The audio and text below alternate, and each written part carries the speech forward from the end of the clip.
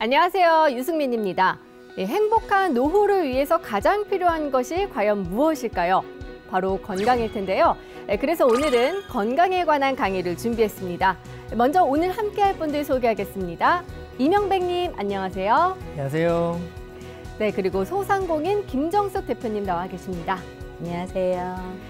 그럼 국민연금공단 노후준비 강사이신 박종윤 강사님 모시고 건강한 노후 준비 방법에 대해 배워보겠습니다. 네, 여러분 반갑습니다. 박종윤입니다.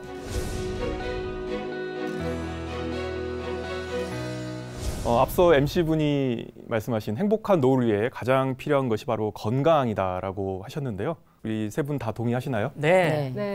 네. 말씀하신 대로 노후의 행복 척도는 건강과 가장 밀접한 연관이 있습니다. 이 수명이 늘어나고 100세 시대가 온 만큼 오래 사는 것보다 얼마나 건강하게 오랫동안 사느냐인데요. 자, 한국인이 얼마나 건강하게 장수하는지를 알아보기 위해 그 기대 수명에서 차지하는 우리 유병 기간을 알아봤는데요. 자, 안타깝게도 남자 여자 모두 14년에서 19년 동안 노후에 병치레를 하며 지낸다는 것을 알 수 있습니다. 사망 원인을 보면 어떤 병이 유병 기간을 만드는지를 알 수가 있어요. 자, 남자 여자 똑같이 사망 원인 1위가 연도가 바뀌더라도 바뀌지 않는 게 있습니다. 암이네요, 암. 그렇죠. 맨 왼쪽에 있는 거 네. 암이죠. 자, 첫 번째 사망 원인 암. 자, 암의 발생 과정을 보겠습니다. 여러분들 지금 이 순간에 신생아실에서 태어나고 있는 아이에게는 암세포가 있을까요, 없을까요? 없을 것 같아요. 없겠죠. 네. 그렇죠. 근데 살다 보니까 암세포가 생긴 거죠. 우리 세포는 이렇게 분열을 통해서 새로운 세포가 생기고 오래된 세포는 없어집니다. 자, 그래서 우리 몸이 항상성을 유지할 수가 있는데 암세포도 세포잖아요. 그러면 어떻게 되겠습니까? 똑같이 분열을 통해서 증식을 하는데 암세포와 일반 세포의 차이점은 일반 세포는 없어질 수 있지만 암세포는 새로 생겨나기만 하고 절대 없어지지 않는다. 네, never die입니다. 네. 그렇기 때문에 암세포가 계속 자라면 그 암세포가 있는 장기가 어떻게 되겠습니까? 압박을 받겠죠.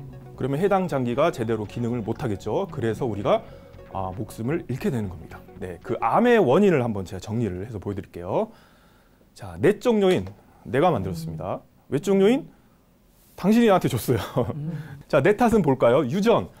우리가 엄마 아빠 얼굴을 닮듯이 모든 병도 어때요? 닮아가요, 엄마 아빠를. 엄마 아빠한테 그 병이 없었으면 할아버지, 할머니, 그 윗세대까지 보거든요. 암도 유전성을 따릅니다.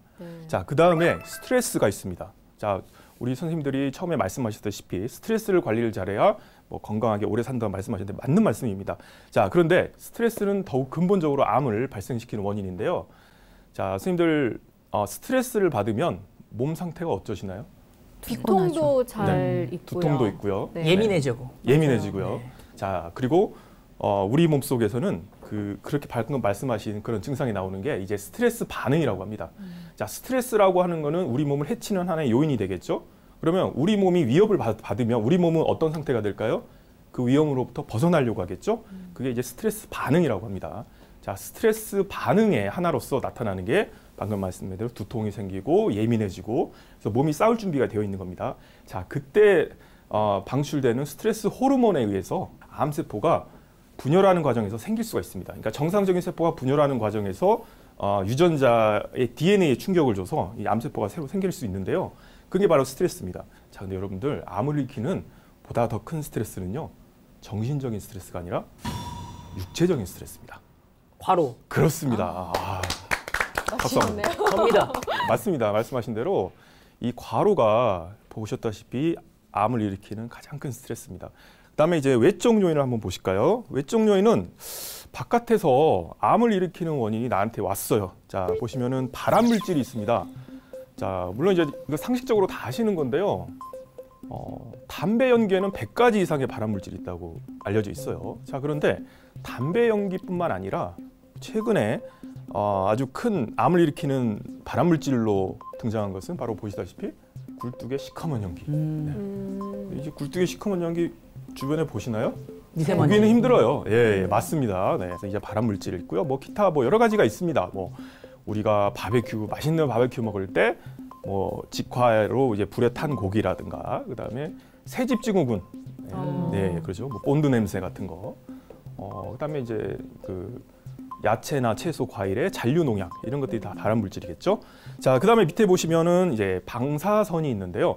이 방사선은 방사능하고는 다르게 물질은 아닙니다. 눈에 보이진 않아요. 하지만 우리가 이제 피부에 닿았을 때 피부 암세포를 일으키는 그런 하나의 원인이 되듯이 암의 원인으로 작용을 하고 있는데요. 방사선이 가장 많은 곳은 우리가 직사광선입니다. 햇빛에 있어요. 햇빛에. 그래서 햇빛에 장기간 노출되다 보면 피부 암이 생긴다든가 이렇게 암을 일으키는 원인이 하나 되기도 하는데요. 자, 그런데 이제 그 햇빛 말고 내가 인공적으로 방사선을 쐬는 경우가 있어요. 뭐 CT 같은 거 찍거나. 엑스레이. 네, 맞습니다. 엑스레이 CT가 해당이 되는데요. 엑스레이는 워낙 소량이 나오다 보니까 큰 걱정은 하실 건 없어요. 하지만 이제 CT 경우에는 어마어마한 양의 방사선이 나옵니다. 네, 그러니까 CT 촬영은 어떻게 하셔야겠습니까? 최소로. 안 해야죠. 안 하실 그러니까 안 하겠습니다. 비싸니까. 예. 또 환자들이 CT 찍고 싶다고 막 의사분들께 그렇죠. 말씀도 하는데 네, 안 네. 해요. 환자가 아니더라도 그러니까 일반 건강한 사람들이 네. 건강검진이라든가 이런 데서 한번 내가 CT를 안 해봤으니까 찍어보겠다는 거는 조금 이제 절제를 하셔야 됩니다. 찍어서 뭐가 나왔으면 아주 정말 다행인데 찍어서 안 나왔으면은 뭐 내가 오히려 암에 노출될 수 있는 그런 하나의 원인이 될 수 있으니까 네, 최소화로 하시는 게 필요하다고 할 수 있고요. 자, 그런데 중요한 거는 누구나 다 암 환자가 되는 것은 아니죠. 그쵸. 일부가 암 환자로 진행이 되고 왜 그럴까요? 여기에서 우리가 암을 예방할 수 있는 방법이 나옵니다. 면역? 네, 바로 이제 정답만을 말씀해 주셔서 제가 너무 편합니다. 정답을 말씀해 주시니까 제가 그 과정을 잘 말씀드릴 수 있네요. 자, 한번 보실까요? 내 안에 암을 없애는 힘이 있다는 거예요. 자, 암을 없애는 힘이 있으니까 아무리 암세포가 생기더라도 어떻게 되겠습니까? 없어지겠죠. 보실까요? 자, 가운데 있는 게 암세포인데요. 자, 옆에 더 작은 세포가 와서 암세포를 먹어치웁니다. 자, 이거를 이제 전문적인 용어로는 내추럴 킬러셀, NK세포, 자연 살해세포라고 부르는데요. 바로 암세포를 먹어치우는 우리 몸의 면역세포입니다. 네. 그럼 면역력을 키우는 게 굉장히 중요하겠네요. 그렇죠. 이 면역력은 이 면역세포가 가지고 있어요. 그래서 우리 몸이 뭐 감기가 유행할 때 감기에 잘 걸리지 않는 게 이제 면역력이라고 그러잖아요. 마찬가지로 암을 예방하는 것도 면역력이라고 할 수가 있는데요. 자, 그러면 우리가 면역력을 강하게 유지하는 게 암을 예방하는 방법인데, 자, 우리 몸의 면역세포가 온몸을 돈다. 이게 뭘까요? 혈액순환. 그렇죠. 혈액순환이죠. 자, 혈액순환이 잘 되는 게 바로 암을 예방하는 큰 방법이라고 할 수가 있습니다. 그럼 저 같은 경우는 손발이 굉장히 찬 편이거든요. 네네. 그럼 이것도 혈액순환이 안 되는 거 네, 아닌가요? 상식적으로는 손발이 차다고 하면은 이제 우리가 이제 손발은 심장하고 멀잖아요. 그래서 끝까지 다 안 간다고 볼 수가 있는데, 근데 너무 큰 걱정은 하지 마시고요. 암을 일으키는 뭐 이렇게 암까지 가져오는 아주 그 커다란 혈액순환 장애라고 하는 거는 더 이렇게 심각한 결과니까 큰 생각은 안 하셔도 되는데, 그래도 이제 온몸을 따뜻하게 유지하시는 게 도움이 되겠고요. 오늘 뭐 요즘에 어디 가셔든지 간에 체온 측정하시죠? 네. 그럼 체온이 한 몇 도 나오시죠? 36도? 36도 대 나오시는데 그게 정상이잖아요. 근데 암 환자분들은 한 35도대가 나오세요. 네, 그 말은 혈액순환이 제대로 안 된다. 그래서 면역력이 떨어졌다. 이렇게 해석을 할 수가 있고요. 자, 그러면 이제 두 번째 사망 원인을 한번 넘어가 볼게요. 자, 심장 질환입니다. 심장 질환 아까 말씀하셨듯이 심장이 멈추는 거죠? 네, 어떻게 멈추는지 볼까요? 우리 몸 가슴에서 콩닥콩닥 뛰고 있는 심장이 잘 뛰고 있습니다. 가운데 혈관 보이시죠? 네. 이게 심장에 피를 공급해주는 관상동맥입니다. 심장이 관상동맥에 피를 공급받아서 심장 근육이 움직이고 있는데요. 자, 한번 보실까요? 관상동맥에 피가 잘 흐르다가 가운데 보시면은 뭐가 노랗게 생기죠? 네. 그럼 점점 쌓입니다. 그럼 혈관 이 벽이 어떻게 될까요? 혈관 내부가 좁아지겠죠? 네. 좁아지다가 계속 쌓이면 어떻게 될까요? 막히게 완전히 되겠죠. 막히겠죠? 네. 완전히 막히면 어떻게 돼요? 심장이 안 뛰어요. 막 뛰려고 버둥치는 여기가 한 30분 걸린다고 해요. 네, 이게 골든 타임입니다. 골든 타임에 어떤 응급처치를 못하면 심장이 어떻게 됩니까? 완전히 멈춰서 사망하게 되는 겁니다. 이게 우리나라 사망 원인 두 번째입니다. 네. 자, 이것도 어떻게 해서 발생을 했을까요? 심장에 피 공급이 제대로 안 돼서 그렇죠. 따라서 심장 질환을 예방하는 기본적인 방법도 심장으로 가는 혈관이 일단 튼튼해야 되겠고요. 심장으로 피가 원활하게 공급이 잘 돼야 되겠죠. 네, 이게 이제 심장 질환을 막는 기본적인 예방법이라고 할 수 있고요.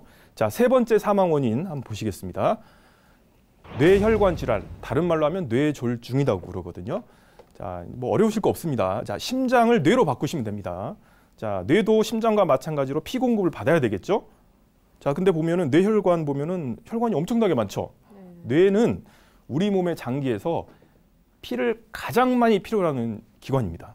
전체 혈액의 20% 정도를 뇌가 쓰고 있어요. 그래서 혈관이 이렇게 많은데 작은 혈관은 약하겠죠. 그래서 조금만 압력을 좀 세게 받아도 쉽게 터질 수 있습니다. 자, 혈관이 터져서 피가 새어나온 걸 가리켜서 뭐라고 부르죠? 뇌출혈. 그걸 부르죠. 자, 이 경동맥을 통해서 피가 원활하게 공급이 됐는데요. 자, 보실까요? 피가 잘 올라갑니다. 자, 근데 왼쪽 경동맥이 어떻게 돼요? 막힙니다. 어떤 원인에 의해서 막히면 어떻게 되죠? 왼쪽 뇌가 피 공급을 못 받으니까 죽는 거예요. 네. 자, 왜 막혔는지 볼까요? 야, 뇌혈관에 뭔가가 안 이쁘죠? 네. 뇌벽에 뭐가 쌓이고 그 좁죠. 선생님들 그러면 이 좁아진 틈을 피가 통과할 때 안간 힘을 쓰겠죠. 즉 압력이 세집니다. 압력이 세지면 어떻게 될까요? 혈관 내벽이 아주 약한데 거기가 상처가 납니다. 터집니다. 보세요.